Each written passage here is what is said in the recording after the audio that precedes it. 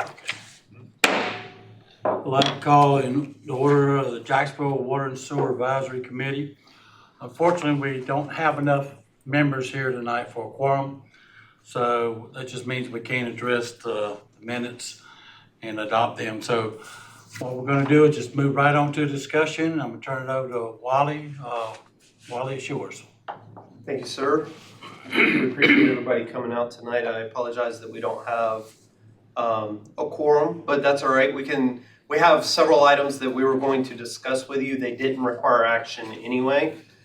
So we'll go ahead and discuss those items, and then for those members that aren't here, we can send them a link to the meeting so that they can catch up on the discussion. So tonight what we'd like to start with is just an overview of an upcoming project, the New Bridge Infrastructure and Streetscape Project.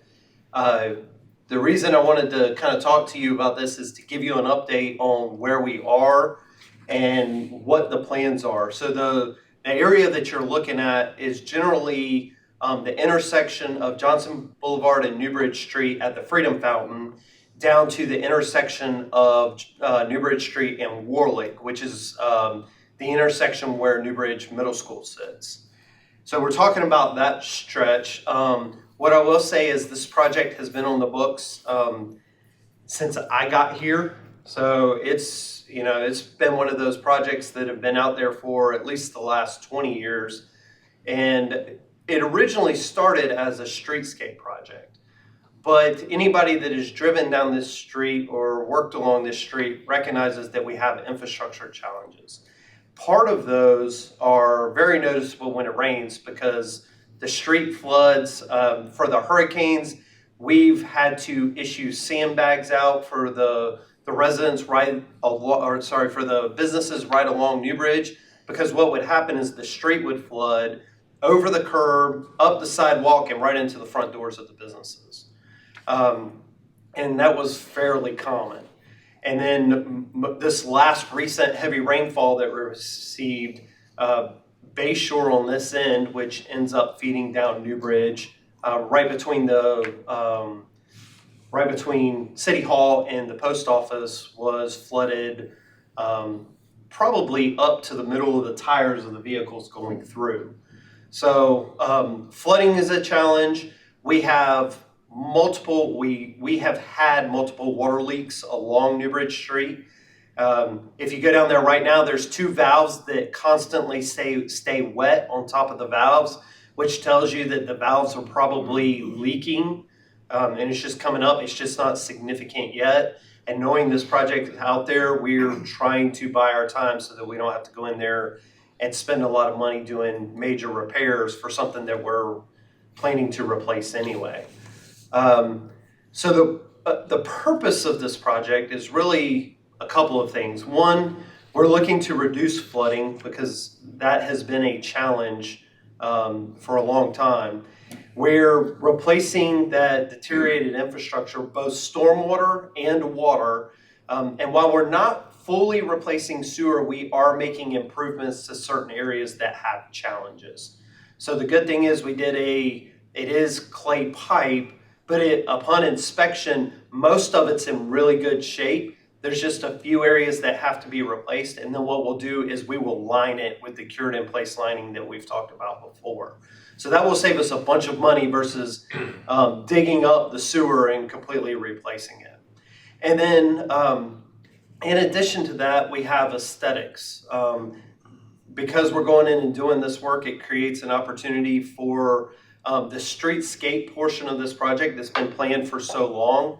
The idea behind that is it will encourage businesses and property owners to also invest in their businesses and hopefully attract more business downtown. And then in addition, we're also doing sidewalk and medians that will make pedestrian traffic safer. It also includes ADA improvements. And while I mentioned medians, some of the median will be landscaped, and there will be actually pullouts for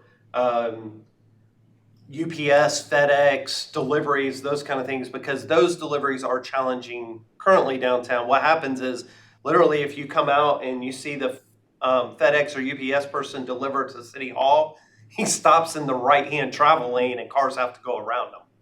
So it will improve traffic flow and improve deliveries and safety with that.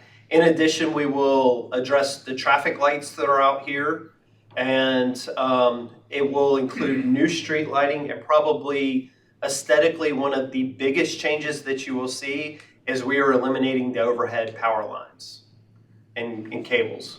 So as you can imagine, this is a major project to coordinate. There's technically 2 phases to the project. Phase 1 is from Warlick to Hearth, and phase 2 was from Hearth to Johnson Boulevard. It was originally designed like that because we did not think we would have enough money to move forward based on the cost estimate of the project. So what we did is we bid phase 1 as the base bid, and we bid phase 2 as an add alternate to the base bid. So it gave City Council the opportunity to get numbers for both phase 1 and phase 2 and decide how much of that project they could fund. The good news for this project is we got a very, very competitive bid to the point we were able to afford moving forward with both phase 1 and phase 2 at this time. So while you see the phases, the work will really kind of happen by blocks. So the phases that we've talked about and we've kind of discussed in this project all along will be, the phases may blur a little bit because we were able to move forward.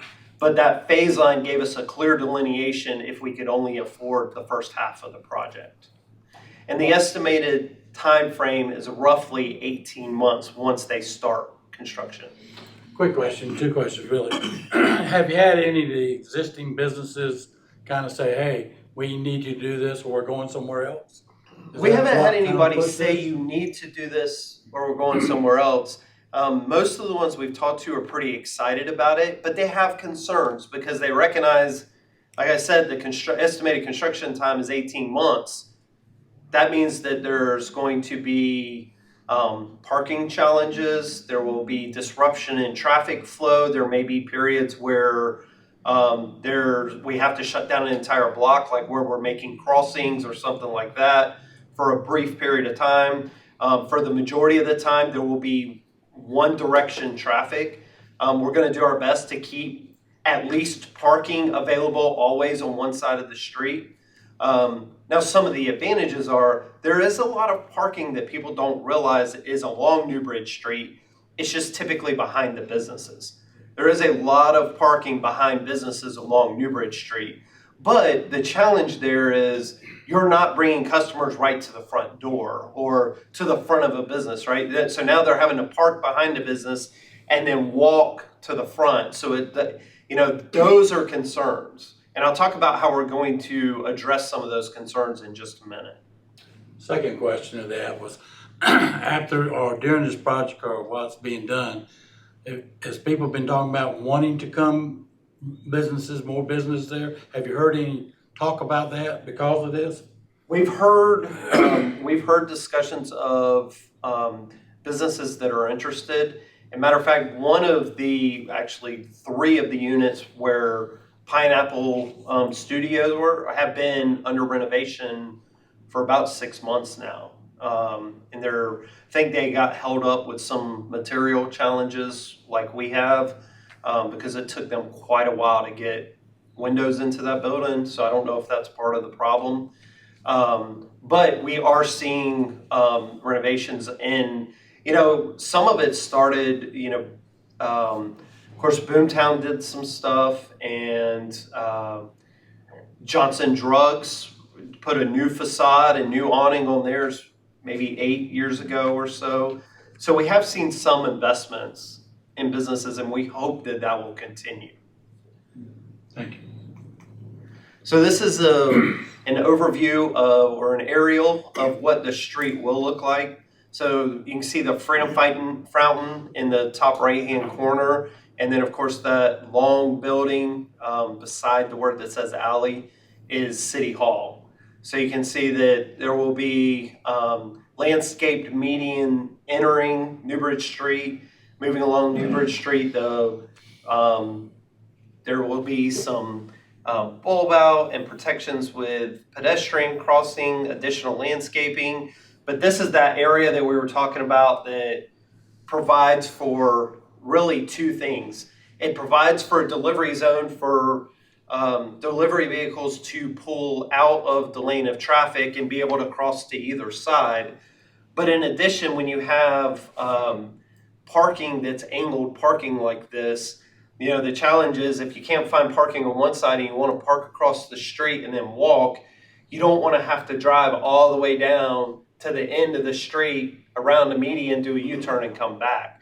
So what this actually does allow is for movement periodically along the street, but it still delineates traffic, provides pedestrian refuge areas, and adds landscaping to the overall street. So it's kind of a good combination of everything. And this is actually one of those things that came out of discussions with the business owners. It reduces from 2 lanes to 1, right? And it does, yes, it does. Thank you. Part of the way it adds the medians is it gives a wide travel lane, but it will be a single travel lane in each direction versus dual travel lanes, 2 travel lanes in each direction. Another question. Was there ever discussion about making that a one-way street? There were discussions about, I don't remember one way, but there were discussions about back-in parking, parallel parking, moving the curb line. There was a lot of discussions had on what this street should look like, and for cost and using stakeholder input, the businesses, this is kind of where we ended up. And council actually approved this before we moved forward with the design.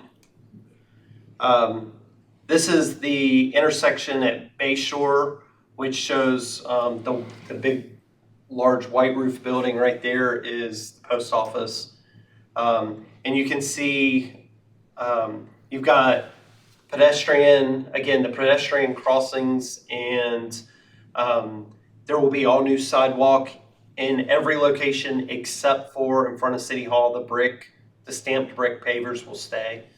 But the rest of the sidewalk will be new all the way up to the front door of the businesses.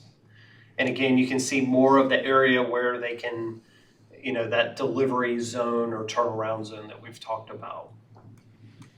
And then this is the stretch from Bordeaux to Warlick.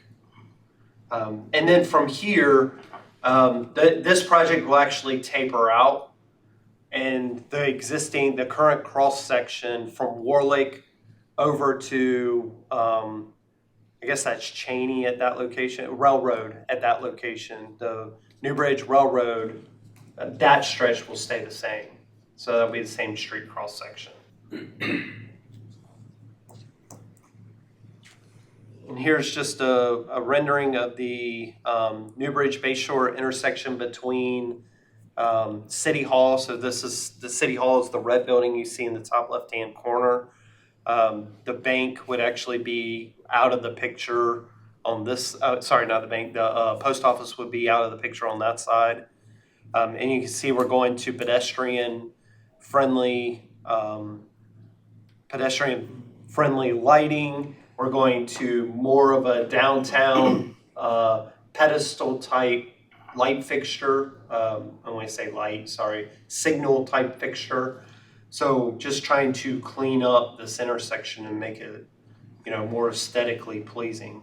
Will those fixtures be hurricane proof? Yeah, well, they will be rated. I won't say proof, but rated. Yes. So this project has been awarded. Like I said, council received very good bids for the project, so we'll move forward. It was actually awarded to a local contractor, Millfed. They've got office right there on Bell Fork Road, and they've actually done work for the city before. So and I know they do work on days. So We're very excited that they were the lowest bidder. They started working on material approvals in April and getting their orders in at the end of April and in May. And this is where we ran into a problem. To get the pipe to construct the water line and stormwater, it was over a 30-week lead time after it was ordered. So if you do the math, we're starting actual construction where you see something moving in the field around December. So we originally were planning to do individual where we go door to door and talk to businesses kind of this month, and then toward the end of this month we were going to do like a stakeholders meeting. But realizing that we're not going to see any construction till December, that's really not the best timeline. So what we're going to do is over the next couple of months, we'll be going and getting good contacts for businesses, kind of trying to find out what their concerns are. We are helping, while it's not our responsibility, we are helping trying to coordinate moving the power underground, which means that there can be periodic service disruptions. So we're trying to help coordinate those so they would be, on a weekend or after business hours or something like that, where a business doesn't lose continuity during their normal workday. So we're helping coordinate that. And then same with, because everybody has servers and runs on data, we're doing the same thing, trying to help Spectrum in relocating their lines. So there will be changeovers, and then of course, we'll be responsible as we run new water lines, and we run as part of the project, it's not just the water line, it's the water line all the way up to a new meter and a new setter, which means we will at some point have to switch the business from the old meter, old setter over to a new meter. Now that switchover is probably about an hour long. We have the water in place, already approved, certified, tested, and the new meter sitting ready to go. So really what you do is disconnect from one, just disconnect the service line and just move it over. So it's very quick, but it is a disruption that we have to coordinate. And of course, then we've got to coordinate, like I said, the front door of these businesses are along Newbridge Street, and we're putting all new sidewalk in. So now we have to coordinate when we're pouring that sidewalk and how we'll get, customers into those businesses. So this is going to be a coordination nightmare. But what we want to do is meet with them individually, kind of talk to them, and then have a stakeholders meeting. But it doesn't do any good to do that 6 months before they see anything. Because one, some of that information will be forgotten. You may have a manager or somebody else that changes over, or it's a hurry up and wait. So we wanted to update the board and let you know, I realize that you're a Water and Sewer Advisory Committee and that this project does entail a lot more than just water and sewer, but it's an important project that a major component of it is the water line. So we will be running a new water line, the entire length, and new services off of that, and then abandoning all of the old. Yes, sir. How does the project address stormwater? Is it dumping it into the sewer? So this water problem that you've had in the past is going to add to the sewer cost because you got to process it, or is the solution moving that water to the new river? So currently there's separate systems. There's a stormwater system and a sewer system, and the sewer system goes to land treatment site. The stormwater system goes to Thompson School Creek, which leads to Wilson Bay to the New River. That system will stay in place, so it will continue, the stormwater will continue to run off and go out and go to Thompson School Creek, down Thompson School Creek. What we are doing as part of this is upsizing all of the stormwater components associated. That's what I was gonna ask. So we are- It will be able to handle the increase that in the past has been up to your door. That's on your correct. door. Okay. And we've made some of that improvement already. We've already extended what we call the outfall line from College up to New Bridge, and we put in a 60-inch pipe from College to New Bridge. So that first leg is done. So now what we'll do is we will upsize. It will go in the same location, which is generally right at the edge of the curb line. It will go in the same location, but we will upsize all of that, and that's all of the stormwater, and that's part of the Has the project. state approved that? They have. The reason I ask that is because if you take the runoff of a parking lot at Walmart, you've got to put it in a holding pond. Right. And you're not talking about taking any of this stuff, which still has the same oils, grease. That's correct. And it's because it's replacement of the existing system. Okay. But everything has been permitted. We have all permits. Were you able to get all of this done in one contract, the electrical, So I mean, it's a lot of. it is. So the good thing is our franchise agreement with Duke, we bear minimum costs for undergrounding the electrical, to the point where all of the work is maybe a couple $1,000s that the city will pay, and we'll pay Duke directly. The Spectrum, I don't think there's any charge. That's part of their franchise agreement with the city also. But the rest of it is all in one contract. The only thing that I think even the signal is in the contract. That might be the one thing that is outside, but I think we even included the signal. So it is all in one. So you have one contractor that we're working with.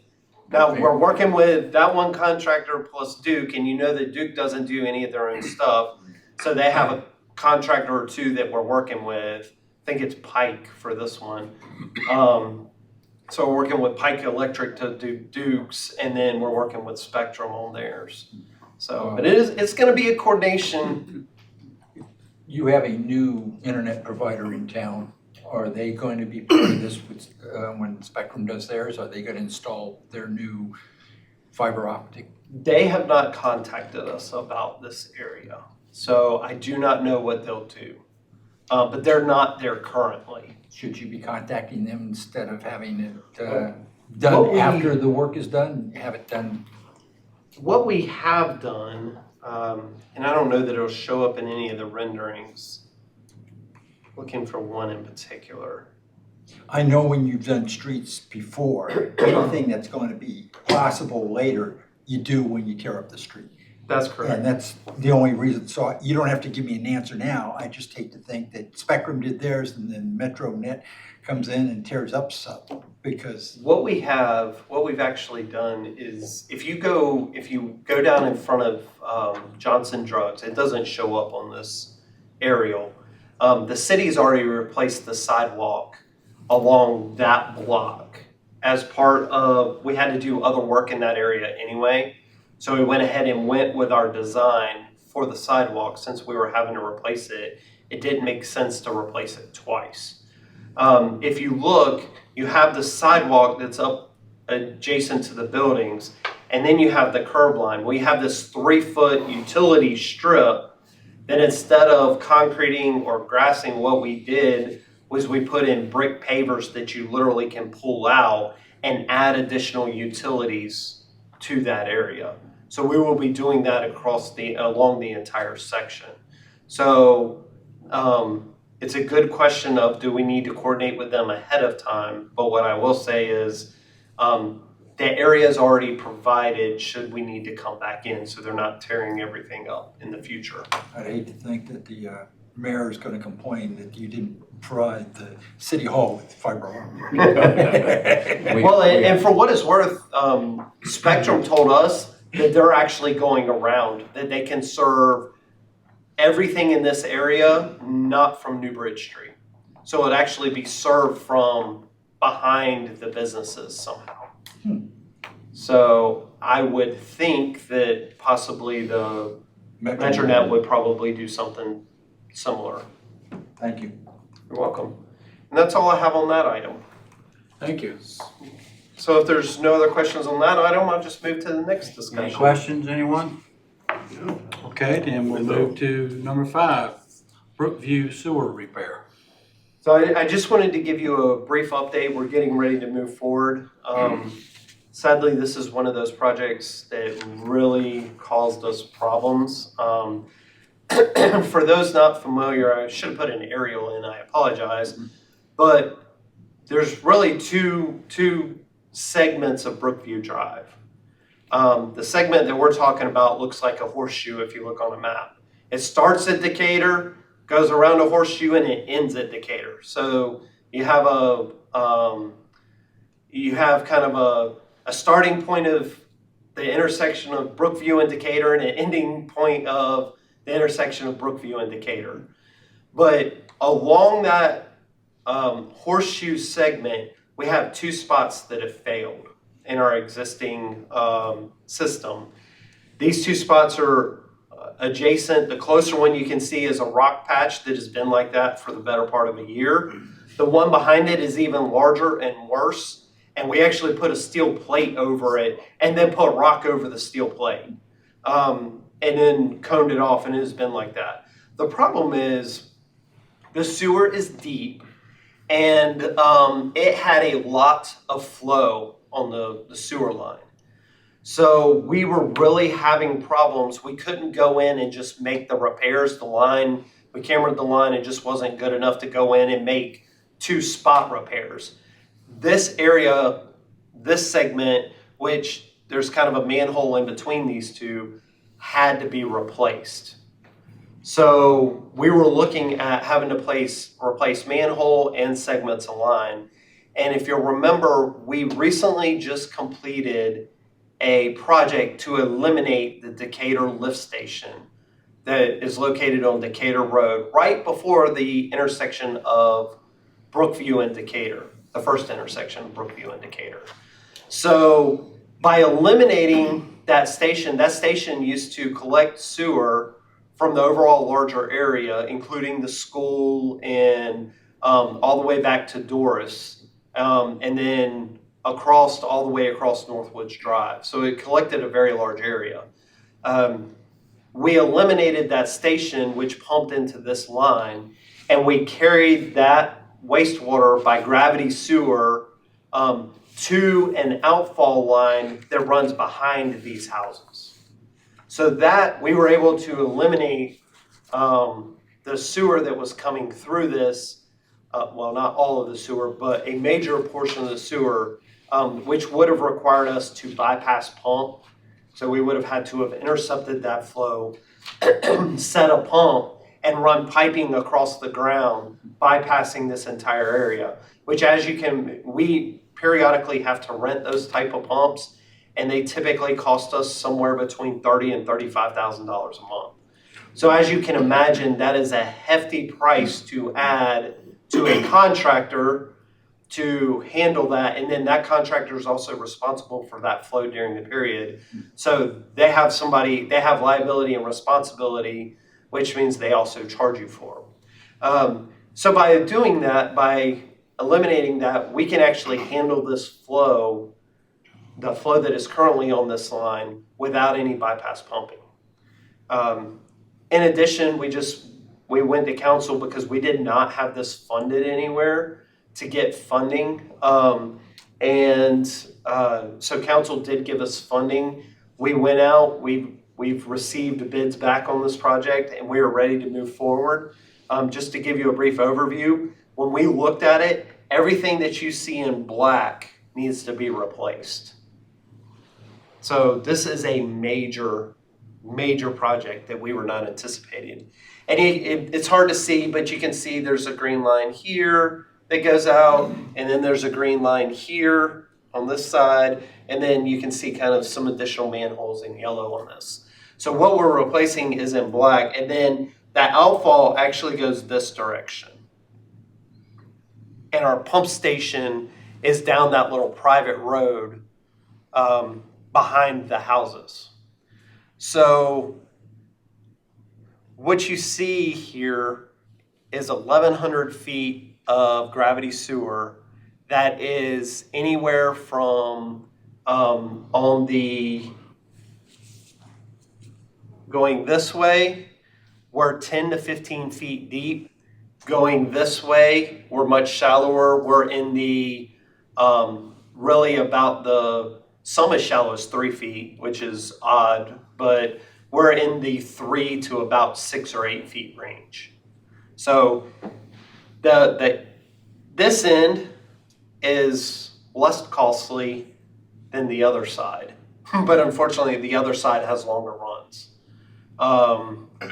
So you can see we're replacing a total of 8 manholes. We will repave the utility cuts with water and sewer fund because the water and sewer fund is responsible for replacing the asphalt that is disturbed.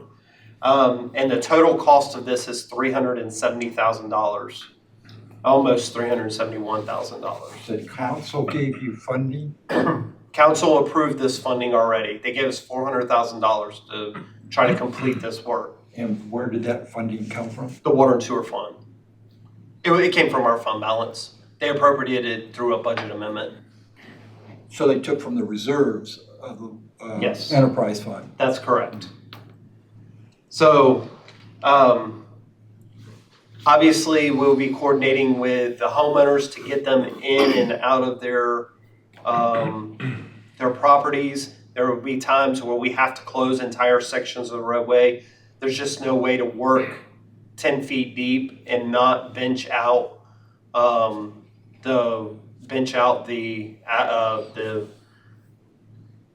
excavation. Couldn't come up with that word.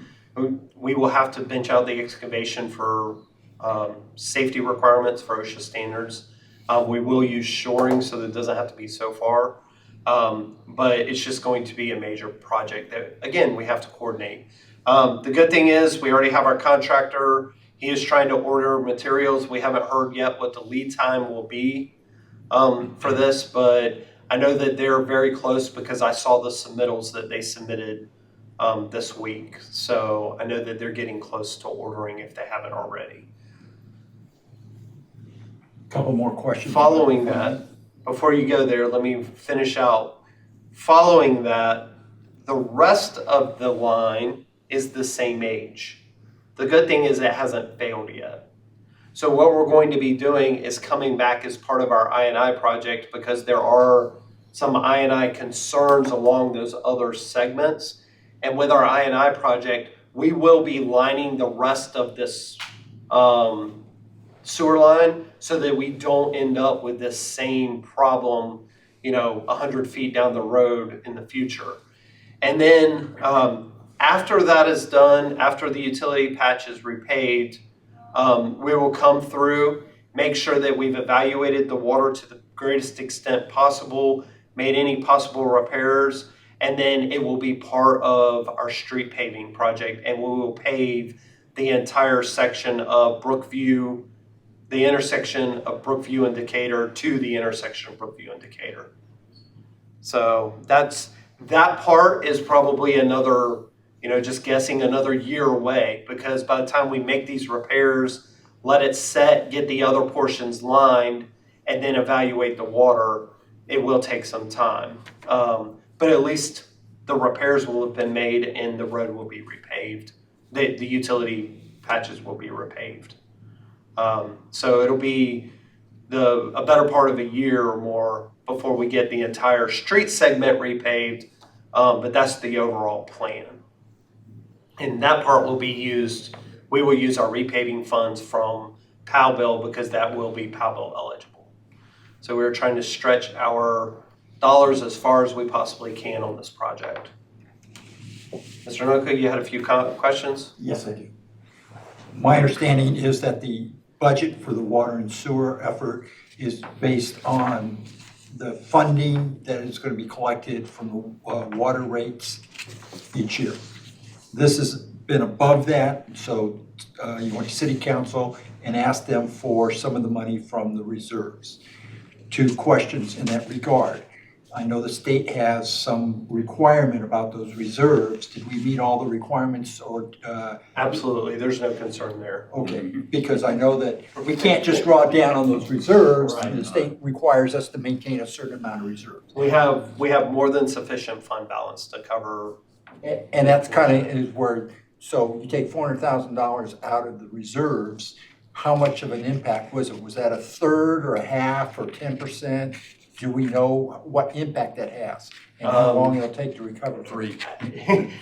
Negligible Yeah. is probably the best word. No, So it's, and we do, inevitably, and just as an example, every year in our operating budget for, we have multiple water and sewer operating budgets. The water plant has an operating budget, the wastewater plant has an operating budget, and we have an administrative operating budget. In our administrative operating budget, every year we budget $200,000 in contingency. Now, there's a caveat to contingency. I can't spend it without council's approval. But in the 8 years I've been director, I haven't spent it once. So while we budget that every year, it goes back into the fund balance at the end of the year. So, I guess technically you could say I've spent the equivalent of 2 of those now, but, the point is that, this was important, the cost was negligible, No, yeah. so Yeah, there's no concern, there would be no impact to the water and sewer rates or anything like that. We've had conversations in the past where touching the reserves was a no-no because the state requires us to do certain things. The bond issues have been one of the things. You gotta have so much in your reserves to cover the bonds, for example. So that's why I asked about the state and if there was any concern there. The other is for the average homeowner, or family, you have a reserve and you take out $50 and all of a sudden mom goes, hey, that's a lot of money.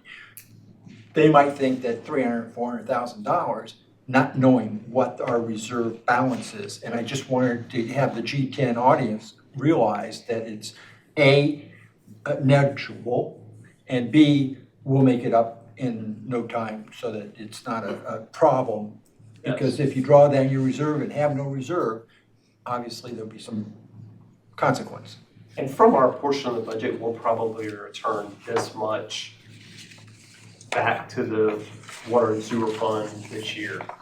So really, it probably would be covered by our budget anyway. It would just have to be approved either way by city council. Yeah.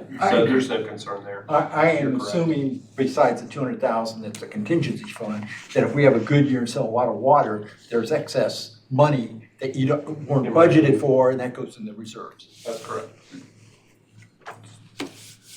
So, our next steps are, once we get it paved, and when I say paved, once we repave the utility patch, it will sit there for a little while. There's a good thing about that. If there's any settlement or anything like that, we get it worked out before we come through and repave the whole street using POW bill funds or our repaving funds. And while that's happening, we will do our cured in place lining and evaluation of the water system out there, just to make sure, to the best of our ability, that we don't have any concerns before we get paved. Can't promise that something won't happen. And we always have the Maple Street that just aggravates me. I know residents are out there and they're wondering, they just paved it, why are they cutting it up, right? Well, there wasn't an issue before we paved it, now there's an issue after we paved it that we have to repair. It is an unfortunate circumstance that we try our best to avoid, but unfortunately it does happen periodically. And with that, that's all I have for Brookview. Any further discussions or questions? Okay, we'll move on to number 6. The last one I have for you tonight is mostly just to give you an update that we are participating. I'll be right up front. Some of this gets above my head. So again, I just want you to know that it is something that we are doing with our wastewater system, and your our Water and Sewer Advisory Committee. So I wanted you to be aware of it because it is a very beneficial tool. So what we are doing is we are part of a wastewater monitoring network that is monitoring COVID trends. It's a joint effort between us, because we have the wastewater, and the Onslow County Health Department, and I have been in direct contact with their director, and she's very excited about this. She's actually taking time out of her busy schedule to help me understand more. And then it's also in conjunction with the North Carolina Division of Public Health. So what we do is we collect the wastewater, and I'll talk a little bit more about that in a moment. But once it's collected, it goes to a lab for testing, and then the tests are displayed weekly on a COVID dashboard that we'll put the link up at the end of this presentation so that you can see it. And what it does is it tracks trends. And what they're doing is they're monitoring for COVID in the wastewater. And they can actually pick up the virus in wastewater.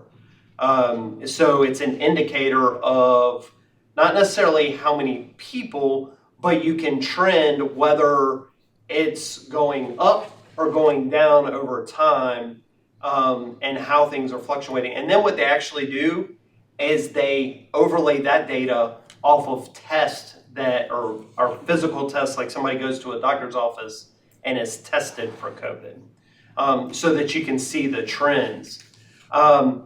We are one of 26 sites, so there's 25 other sites in North Carolina that are also doing this. We are the newest, and there are 23. North Carolina is one of 23 states or jurisdictions that are doing this, that supply information to a national database.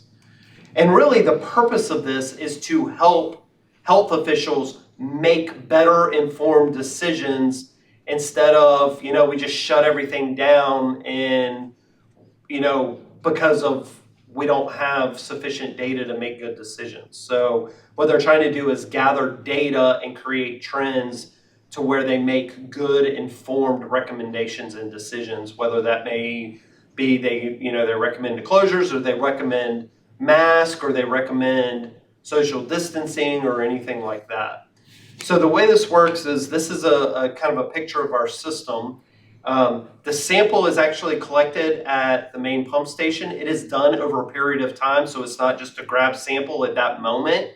It's actually collected over a 24-hour period, and it's collected automatically in this, and they supply, the state supplied all of the equipment, but it's collected, for lack of a better term, in this tube, and it's mixed so that it's a good mixed 24-hour sample.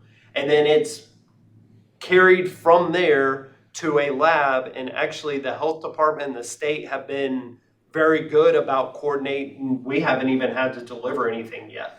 So we've kind of provided access to our system, helped them get everything set up. We do provide data. They have to have flow data. So we have to monitor how much flow is coming through the station so that they can derive their results and use that as part of the formula that they derive their results from. And then on Tuesdays, I get a summary of what they found, because it's collected on the previous Thursday. And then that also goes to Miss Chrissy Hoover, who's the director of Onslow County Health Department, and she has all of the data. And we get all of the data not just for our site, but for all of the sites that are participating. So in speaking with her, she can take that data and she can start to benchmark us against larger and smaller municipalities. And what she's hoping is that we can use trends that we see in our data versus their data. And if something's happening, all likelihood it happens to them first, we can start taking actions before something actually, before we see rapid increases here. So just we just pulled a couple of snapshots out of the data I could get.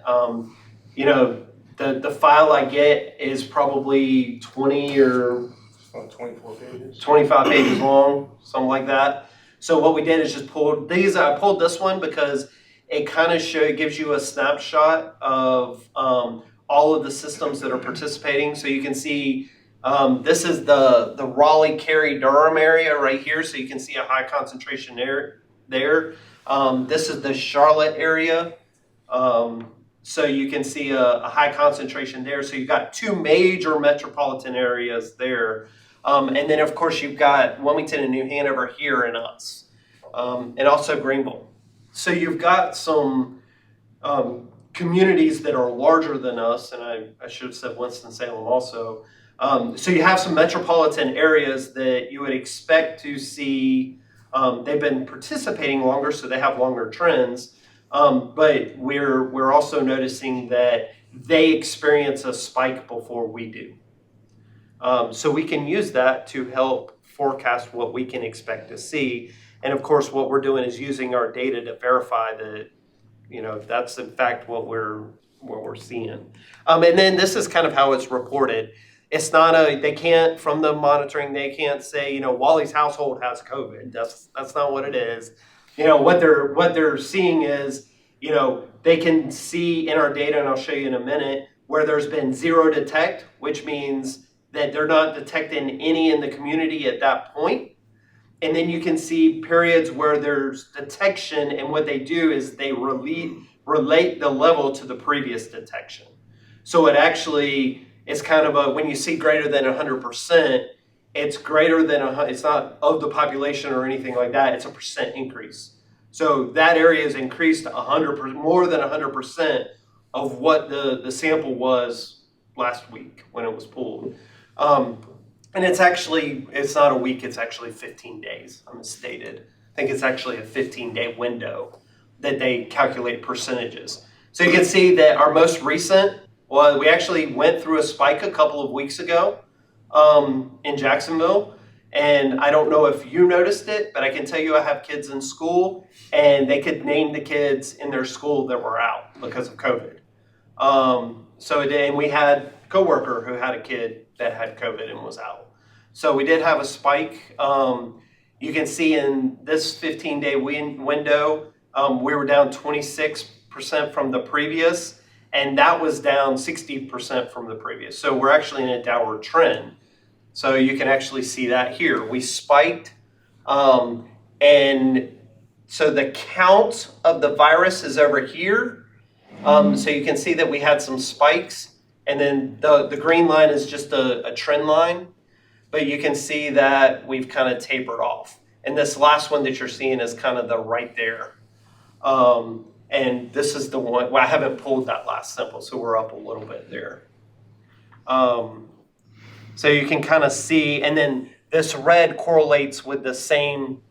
So this bottom kind of line right along here actually correlates with the dots on this map, right? So the blue dot correlates with, that's what you're seeing right in here that I marked. And we get this for all of those 26 sites. So us plus the others. So we can actually trend, and you know, ours only goes back March, April, May. Some of these go back much further. So with that, the additional information that I promised is located on these websites. If you would like a copy of the report I've received, just so you can flip through it, I don't mind sharing it. I can have Derek email that out to you. That'd be nice. It's a PDF, and it's probably 3 or 4 megabytes. So, but I did want to share with you that we are working with, you know, the Onslow County Health Department and the state Office of Public Health to monitor COVID trends in wastewater. So, you know, the one thing I will say is, I'll say it again, that doesn't mean we can tell if any family has COVID or anything like that. You know, it's all coming to one central location at our main pump station, and it collects the whole city. So we're really tracking citywide data is what we're doing. Any questions? Like I said before, if you ask many questions, you'll get out of my depth real quick. Well, I'm stupider than you are on this, so just tell me that you don't know and I'm fine. I see they're collecting the data. What do they do with the data? I mean, is there a level that the general public needs to be concerned about because they're collecting this? Or what is the purpose of it, I guess, other than see what you got in the account?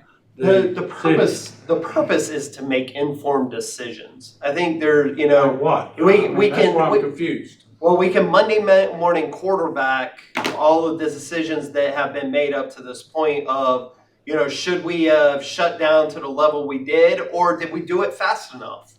So there's a whole lot of, decisions were made on the information at hand when they were made in 2020 and 2021, where we saw varying responses to what happened. This just gives data to support recommendations that are made. Because it's real information. We know that people in the community have it, right? So, and we know whether that level is high or, and I'll point back here, if you look at here, during that entire time, it was non-detect. So, if you go back to, between March and April, and you look back out here at May, what was the difference? Did we have social differences? Did we have, were mandates lifted? What was the difference? What will be interesting to see, and I'm just curious, have kids in school, have 4 kids in school. School is out for the summer.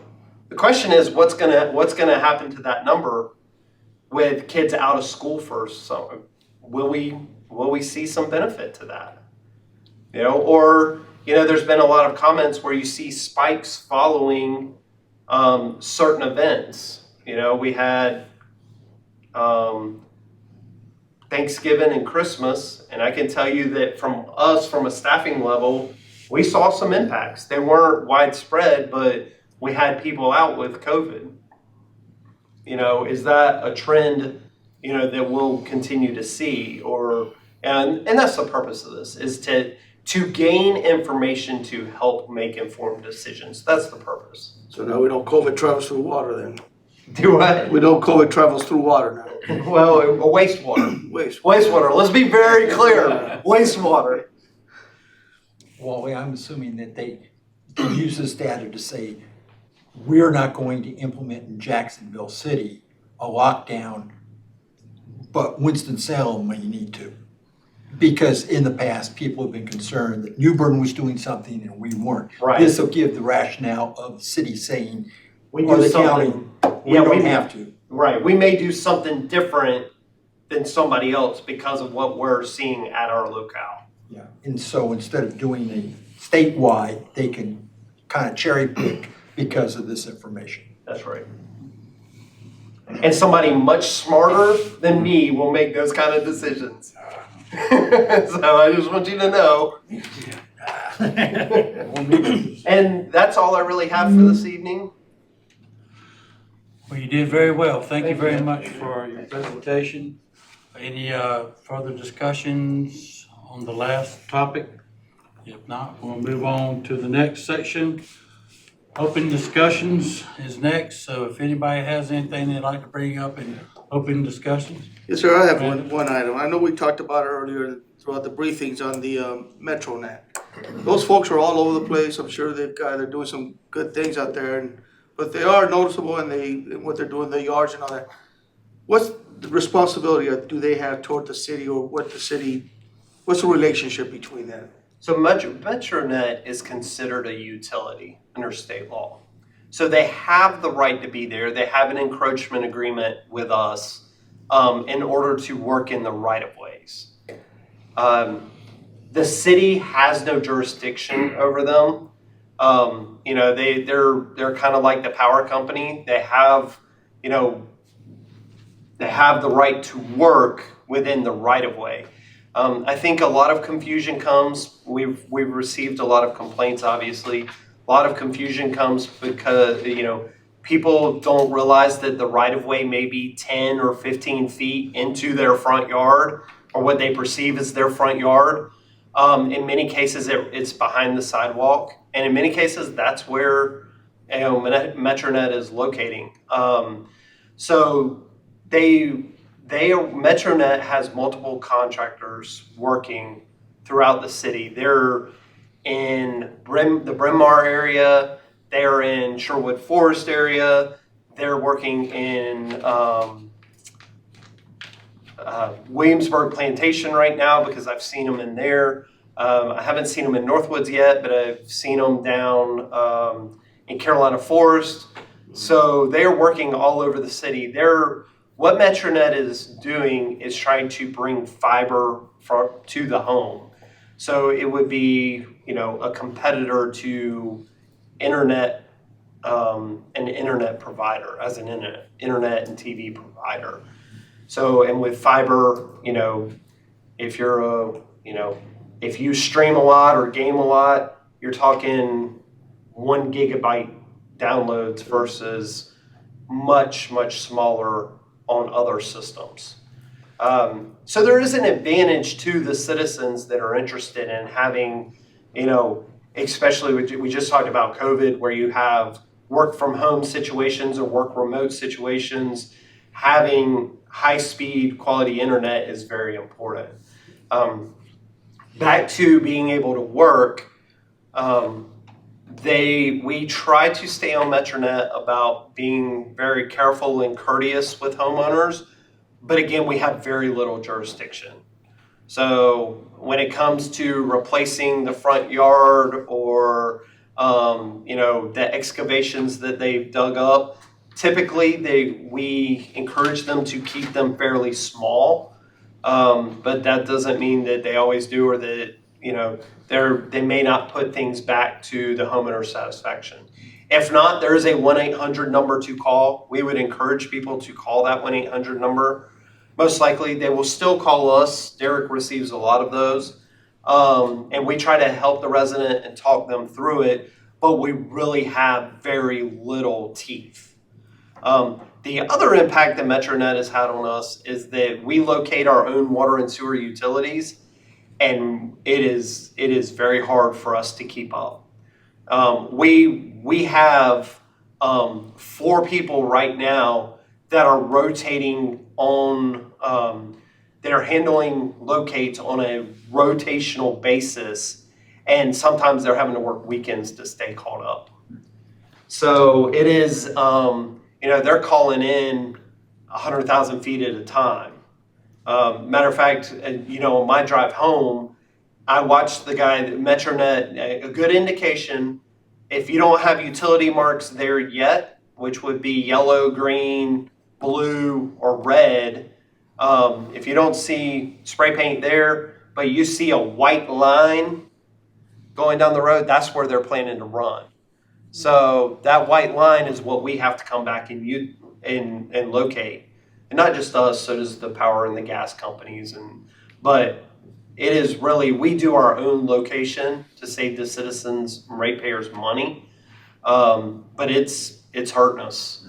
And just to give you an idea, we did an evaluation of whether we should bring in a contractor to do the locates. And by us doing the locates from January to 2 weeks ago, we saved the city over $100,000 in doing our own locates on what a contractor would have cost us. So it is beneficial, even if we have somebody out on overtime doing locates, it is beneficial to do them internally from a cost standpoint. But when it comes to the actual work that's being done, is not city crews. It is not a city contractor. We didn't hire them. We have very little authority over them. What we'll encourage is, if you have a problem or you don't like something, we encourage you to call the 1-800 number. If you don't have it, you can call us and we'll give it to you. But it's just, we just have very little authority because under state law, they're a utility. It's Basically, they work for the state then. Yeah, and the example I'll give, if Jones Onslow needs to replace a power pole, they don't have to walk up and get a homeowner's permission. They don't have to come get the city's permission to replace a power pole. They go out there and they put a new power pole in and they move it over and they come back and get the other power pole once Spectrum and everybody else has gotten off of the old power pole. And sometimes that takes a long time. So it is a difficult situation for the city to be in. But if if you see a spot in the road, because they do have to spot locate our utilities. If you see a spot in the road or a water leak that they've created, you're welcome to call us. And if it's something we need to investigate, we will. But in many cases, Metronet's responsible for making those repairs. And I think that was the major concern, because I know in my neighborhood, people talk about it, there's nice pretty road, now there's a hole there. Yeah, And they do their best to cover it up and all that, but after a while, it's not as new as That's it right. was. And being And being a homeowner is like, I know that you have to get permits for everything you do because it's under your supervision and make sure it's done right. In this case, it's like, okay, who is their supervision? yeah. Well, You just answered that question. right now they're a utility, and now if they've messed up our infrastructure, we have the right to go after them. So if they cut a hole in the street or anything like that, they have to put it back per our standards. And most of the time, we try to tell them the holes should be a foot by a foot. Really, the hole's there to make sure that they don't hit a utility and cause a much larger problem than just a foot by foot section. Really with that small hole that they're putting, it's to visually locate infrastructure so they don't cause larger problems. So it's kind of our trade-off of we've allowed a smaller hole in our street versus the risk that they hit a water main and we end up now having to dig up a much larger section like we had to do on Maple and come back to that one. That's a 25-foot long repair that we had to make. But the cost would be on them, correct? The cost, so they have hit many city water lines in doing this, and we track everyone that they hit. We track all of our staff time, all of our material cost, and all of our equipment time, and we send them a bill. And they're responsible for paying it. That answers my question. Thank you. You're welcome. I'd like to mention, because I know people are aware that inflation has been going rampant. People are paying more for rents and food and so forth. The latest is that the last year has been an 8% increase. And I want to thank the city and Wally's people for having our water bills not go up with inflation. Well, and City Council deserves a lot of that credit. And Senator Mike Lazara. And Senator Lazara.